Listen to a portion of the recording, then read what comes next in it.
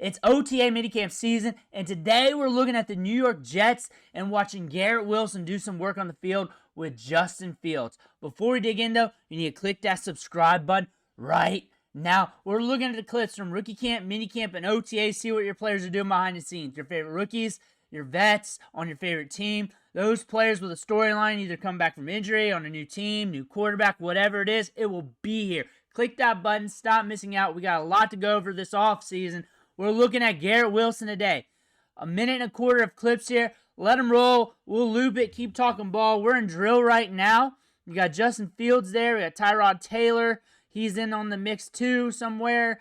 Is Garrett Wilson.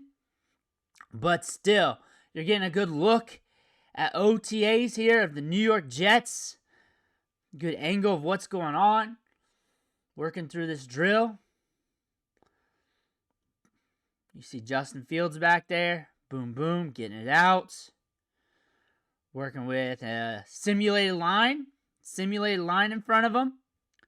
There he is. There he is right there. Nice grab, too. Away from his body, above his head. Nice grab there from Garrett Wilson. Looks like they're moving on. Here's another one. Boom. Assertive, aggressive at the catch point. Looking good. Here's another one with Tyrod Taylor with the GoPro and the helmet. We're getting after it. Getting it to Garrett Wilson right there. Nice catch. Nice catch in the rain, too. In the rain. Slow-mo. Slow motion. Here's another one. Here's a dart. Look at that catch. Right there. In between two DB. Backwards. Got the King Griffey look on. The thing about Garrett Wilson is now we're paired up with Justin Fields. Devontae Adams is gone. You look at that depth chart, you know he's going to get the targets. You know he's going to get the opportunity. You know Justin Fields ain't going to be afraid to look his way because he's done it before at Ohio State. You know that's going to be a good tandem together.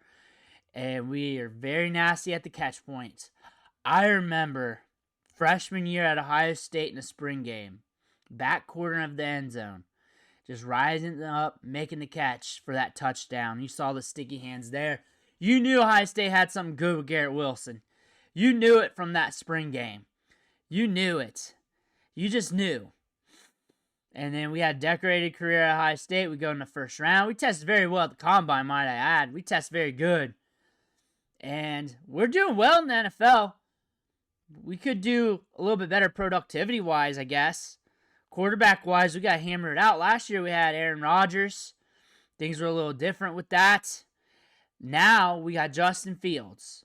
Justin Fields pushing it downfield, letting it fly. I'll tell you this. Some fun highlights from training camp from these two. I look for Garrett Wilson to have a good season. I look for him to have good rapport with Justin Fields. There might be some week-to-week volatility, but I think when you look at the numbers at the end of the season and you extrapolate that back, I think he's going to have an okay season. I think he's going to have a good, productive year with Fields there. He's going to be on the field. He's going to be running 90+% of the routes out there. His ADOT's probably going to increase a little bit. His target share is probably going to increase a little bit.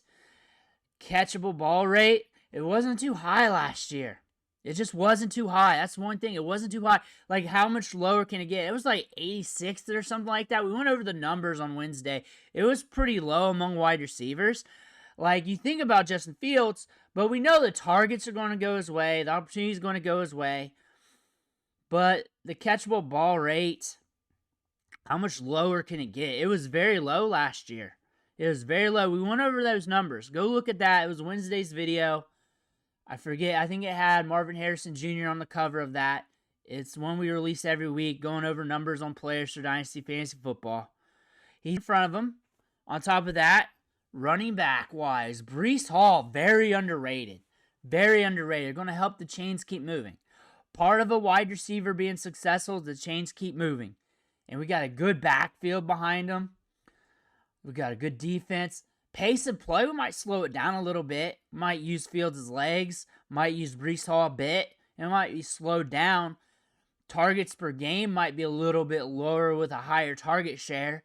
But still, I think, when I mean lower, low for the target share. I think target share is going to be rather high for Garrett Wilson. I think we're going to be around the 25% target share. 22 on the low end, 25-ish is the range I'm looking. 25-ish, so it's 27, 24, 23, somewhere there. 22 on the low end. I'd be shocked if it's 20 or below. Like, the ball's got to go somewhere else, so where would it be going? I say a good 25-ish% target share coming his way. I think ADOT's going to be, for him to rack up that ADOT, it might be an average ADOT, maybe around 10-ish. Maybe around 10-ish. 9 to 10 to 12. Not 12's a little high. I think I'm going to take some deep shots with him as well. But I know Fields will push it deep. We'll go YOLO with it. And deeper balls, though, like, they're not a high rate of catchability with any quarterback. It's just not. It's a higher acuity ball. In the NFL, you got a safety over top. Harder to thread the needle when you're getting blitzed back there. It just is what it is. We're talking about 20-plus yard deep bombs. But still, I think Garrett Wilson's on pace to have a good season. Very nuanced technical route runner, strong sticky hands. We've seen this throughout the course of his career from high school to Ohio State to now. I think that's going to be a good fit here for the Jets. Justin Fields is the outlier here for the team, and we've been watching him for years now. 4 years. A lot of people loved him for fantasy football. He's great as an incognito weapon on your fantasy team, depending on your format and what you're trying to do in your strategy. Depending on that, I want to be kind of outside the box thinking, kind of broad with that, because honestly, quarterback position, you'll late round it, you'll stream it, maybe you got to pay up for it in Superflex, maybe you want to double up on the with that. And I'm always broad and technical when it comes to fantasy football strategy. So really, I like to just bounce the ideas with the channel and just help you guys out, and you just do what you want to do. But I think we got some opportunity here with Garrett Wilson. I think Justin Fields, one, will help drop his fantasy stock, especially redraft, especially in home league redraft leagues. I think a lot of people don't talk about that too much. Like, you look at underdog, and you got to look at the scenario and story around that player and think home leaguers will drop that guy a little bit to a few rounds. And the situation here, depending on where you're at, like if you're in New York, home leaguers are probably going to pull in their Jets, right? And maybe Ohio State guys maybe pull up on the Jets a little bit sooner. But the narrative of Justin Fields, the ambiguousness of the offense, whatever that word means, maybe that cause that player to drop a little bit in your home league drafts and redraft. Maybe that's the thing. And I could definitely see that. You catching a 20+% target share and an okay ADOT. And it's probably going to be an up and down ADOT. Very volatile average depth of target. I think there's going to be some games where the ADOT's spiky. And notice I'm talking in work rate instead of actual fantasy production, because that's what we guess here week to week on the channel is the work rate of the player. And then after that, it's whether or not that ball gets caught downfield. We get that red zone look. We get the right look. Defense breaks down.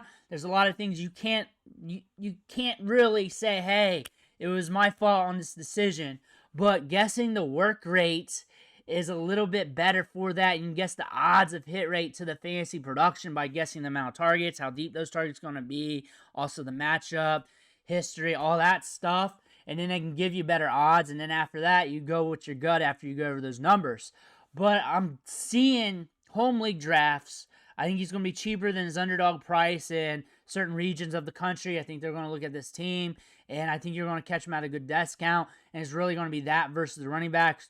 I believe you're going to get a 20+% target share, 25%-ish range, and I think your ADOT's going to be the 10 range, 9.5 to 11.5, but 10 range. So I think that's going to be solid for work rate ability. I think catchable target rate can't be too far off from last year. As we went over the numbers, I'm trying to remember right, but it was very low.